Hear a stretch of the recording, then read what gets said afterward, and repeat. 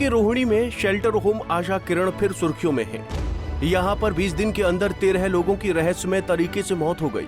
मामले की गंभीरता को देखते हुए दिल्ली सरकार एक्शन मोड में आ गई है। इसके लिए सरकार ने मैजिस्ट्रियल इंक्वायरी के आदेश दिए हैं। इसकी प्राथमिकी रिपोर्ट 24 घंटे के अंदर आएगी। मामले पर दिल्ली सरकार में मंत्री आतिशी मरलेना ने दोषियों के खिलाफ कड़ी कार्रवाई की बात कही है। मंत्री आतिशी का कहना है कि किसी भी प्रकार की लापरवाही पाए जाने पर दिल्ली सरकार दोषियों के खिलाफ स्वयं पुलिस इंक्वायरी करवाएगी। आशा किरण होम पर आतिशी मारलेना ने जानकारी साझा करते हुए कहा कि ये शेल्टर होम मानसिक रूप से विकलांग लोगों के लिए है।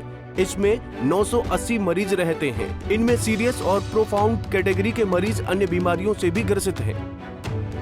दिल्ली सरकार का social welfare department Asha Kiran करके एक होम चलाता है। ये होम है फॉर इंटेलेक्चुअली चैलेंज्ड पर्सन्स। इसमें 980 इंटेलेक्चुअली चैलेंज्ड पर्सन्स रहते हैं जिनकी डिसेबिलिटी, इंटेलेक्चुअल डिसेबिलिटी अलग अलग कैटेगरी की है, जिसमें माइल्ड, मॉडरेट, सिवियर, प्रोफाउंड अलग अलग कैटेगरीज की इंटेलेक्चुअल डिसेबिलिटी है। जो सिवियर और प्रोफाउंड कैटेगरी की इंटेलेक्चुअल डिसेबिलिटी है, उसके साथ ज़्यादातर केसेस में कोई ना कोई सीरियस कोमॉर्बिडिटी यानी अनेक प्रकार की फिजिकल एलिमेंट्स भी जुड़ी हुई हैं। जो सिवियर और प्रोफाउंड कैटेगरी के इंटेलेक्चुअली चैलेंज पर्सन्स हैं, उसमें से काफ़ी परसेंटेज बेड रिडन भी रहते हैं और 100% सपोर्ट की रिक्वायरमेंट रखते हैं। ये खबर सामने आई है कि जुलाई के महीने में Asha Kiran home for intellectually challenged persons में 14 डेथ्स हुई हैं। इसमें से 13 एडल्ट्स हैं और 1 माइनर है। इन 14 डेथ्स की पोस्टमार्टम रिपोर्ट्स अभी अवेटेड हैं, लेकिन इनमें से जो 14 डेथ्स हुई हैं उसमें से जो कई इंटेलेक्चुअली चैलेंज पर्सन्स हैं उनको मल्टीपल कोमॉर्बिडिटीज भी थी। लेकिन ऐसी 14 डेथ्स 1 महीने के अंदर अंदर होना बहुत ही गंभीर, बहुत ही सीरियस मैटर है।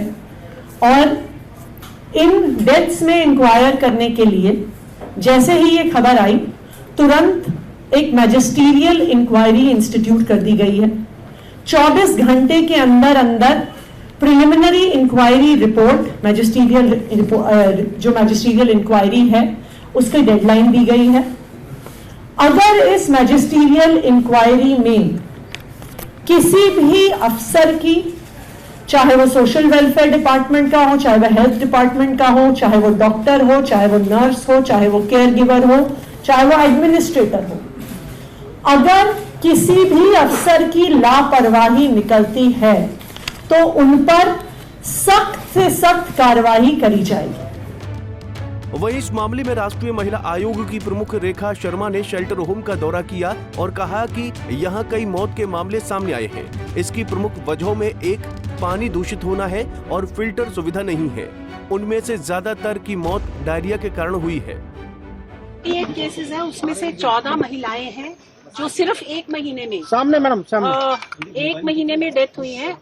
और इसमें सबसे ज्यादा प्राइमर फेशिया ये मिला है कि पानी एक तो कंटेमिनेटेड है, फिल्टर्स प्रॉपरली लगे नहीं हुए। अभी मैं किचन में होके आई हूँ, वहां पर भी फिल्टर नहीं है।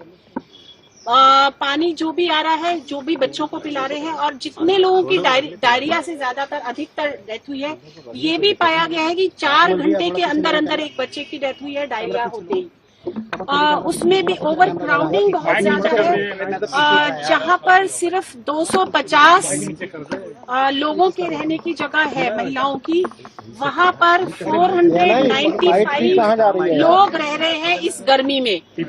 अभी वहां से लोगों को इन्होंने इतनी डेथ होने के बाद निकाला है, उसमें से कुछ टीबी की डेथ भी है जो साथ रह रहे थे। हालांकि शेल्टर होम में मौतों को लेकर अलग अलग दावे किए जा रहे हैं। सच्चाई क्या है, ये रिपोर्ट आने के बाद ही पता चल पाएगा। बहरहाल ये पहली बार नहीं है कि आशा किरण होम का नाम विवादों में आया है। इससे पहले भी रहस्यमय हालात में मौतों के कारण शेल्टर होम चर्चा में रहा है। यहाँ तक कि मौतों का मामला हाई कोर्ट तक पहुँचा। बता दें कि आशा किरण में मानसिक रूप से कमजोर बच्चों की देखभाल की जाती है, जो दिल्ली सरकार के अंतर्गत आता है। केजरीवाल सरकार ने सख्त रवैया अपनाते हुए न्यायिक जांच के आदेश दिए हैं। Bureau report, Punjab Kesari TV. हमसे जुड़े रहने के लिए हमारे YouTube चैनल को सब्सक्राइब करें और नई वीडियो की नोटिफिकेशन के लिए बेल आइकॉन को दबाएं।